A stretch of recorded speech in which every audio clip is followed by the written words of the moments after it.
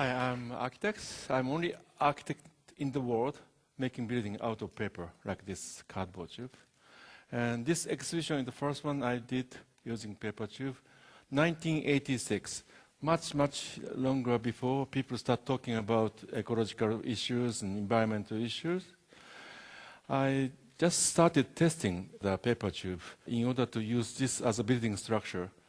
It's very complicated to test the new material for the building, but this was much stronger than I expected, and also it's very easy to waterproof, and also because it's industrial material, it's also possible to fireproof.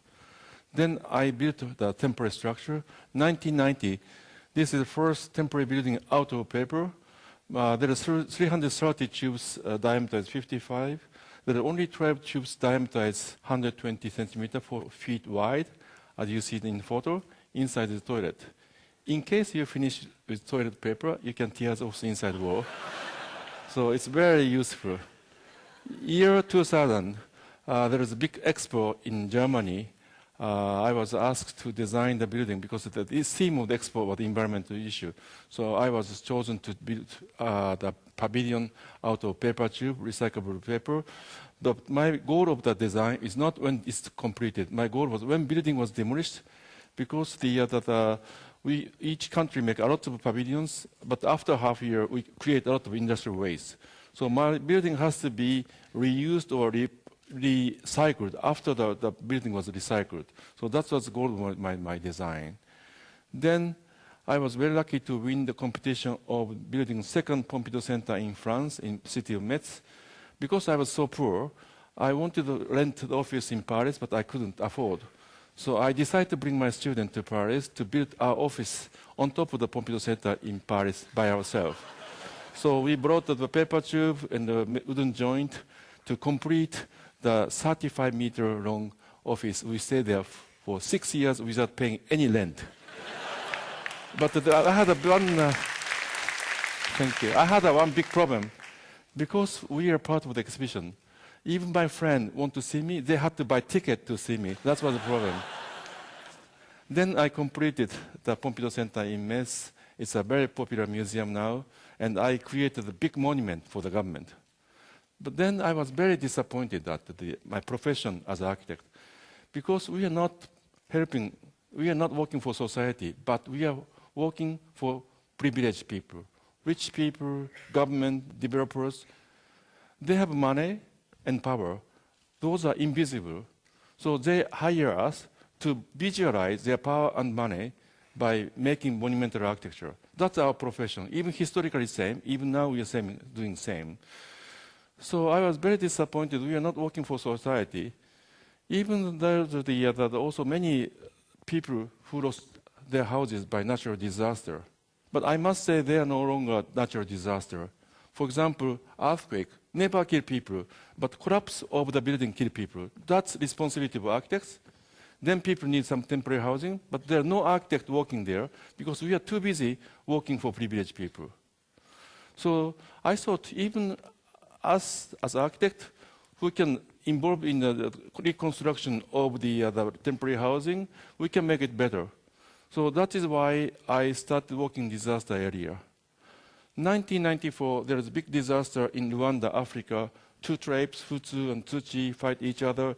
Over 2 million people became refugees. But I was so surprised to see the shelter, refugee camp, organized by UN. They are so poor. And they are freezing with a blanket during rainy season. And the shelter built by UN, they just provide them plastic sheet. And the refugee has to cut the trees, and just like this. But over 2 million people cut trees, this become big, heavy deforestation and environmental problem. That is why they start providing aluminum pipe, but aluminum barrels. Very expensive, they sell them out for money. Then cutting trees again. So I proposed my idea to improve this situation using this recycled paper tube, because this is so cheap and also so strong. But my budget is only $50 per unit. We built 50 units to do some monitoring test for the durability and the moisture and termites so on. And then year after, 1995, in Kobe, Japan, we had a big earthquake. Nearly 7,000 people are killed. And the city like this Nagata district, all the city was burned, fire after the earthquake. And also I found out there are many Vietnamese refugees suffering and gathering at Catholic church. All the building was totally destroyed. So I went to there, and also I proposed to priest, why don't we rebuild the church out of paper tube? And he said, Ahokat, are you crazy?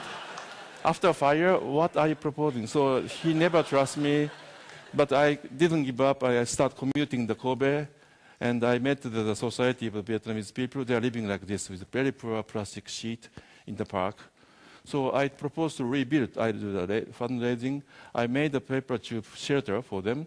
And in order to make easy to be built by students and also easy to demolish, I used beer crates as a foundation. I asked the Kirin beer company to propose because at that time the Asahi beer company makes their plastic beer crate red, which doesn't go with the color of the paper tube. The color coordination is very important. And also, I still remember, we are expecting to have a beer inside the plastic beer crate, but it came with empty. So I still remember it was so disappointing. So during the summer with my student, we built over 50 units of the shelters. Finally, priest finally trusted me to rebuild. He said, as long as you collect money by yourself, bring a student to build, you can do it. So we spent 5 weeks to rebuild the church. It was meant to be stay there for 3 years, but actually it stayed there 10 years because people loved it. Then in Taiwan, they had a big earthquake, and we are proposed to donate this church. So we dismantled them, we sent over to build by volunteer people. It stayed there in Taiwan as a permanent church, even now. So this building became permanent building. Then I wonder, what is a permanent and what is a temporary building? Even the building made in paper can be permanent as long as people love it. Even concrete building can be very temporary if that is made to make money. And 1999 in Turkey, the big earthquake, I went to there to use the local material to build the shelter. 2001 in West India, I built also shelter. In 2004 in Sri Lanka, after the Sumatra earthquake tsunami, I rebuilt Islamic fisherman's village.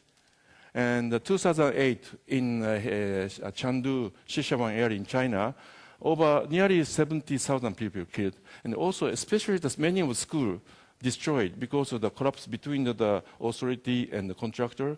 I was asked to rebuild the temporary church. I brought my Japanese student to work with the Chinese student. In 1 month, we completed 9 classrooms over 500 square meters. It's still used even after the current earthquake in China. In 2009, in Italy, L'Aquila, also they had a big earthquake, and there's a very interesting photo. Former Prime Minister Berlusconi and Japanese former Prime Minister Mr. Aso. You know, because we have to change the Prime Minister every year, so that and they are very kind. Following my model, I proposed rebuilding the temporary music hall because the L'Aquila is very famous for music, and all the concert halls were destroyed, so musician was moving out. So I proposed to the mayor, I'd like to rebuild the temporary auditorium. He said, as long as you bring your money, you can do it.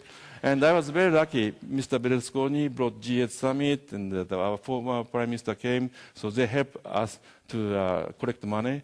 And I got €500,000 from the Japanese government to rebuild this temporary auditorium. Year 2010 in Haiti, there are big earthquake, but it's impossible to fly over. So I went to Santo Domingo, next to our country, to drive 6 hours to get to Haiti with the local student in Santo Domingo to build 50 units of shelter out of local paper tube. This is what happened in Japan 2 years ago in northern Japan. After the earthquake and tsunami, people have to be evacuated in the big roof like gymnasium. But look at this, it's no privacy. People suffer mentally and physically.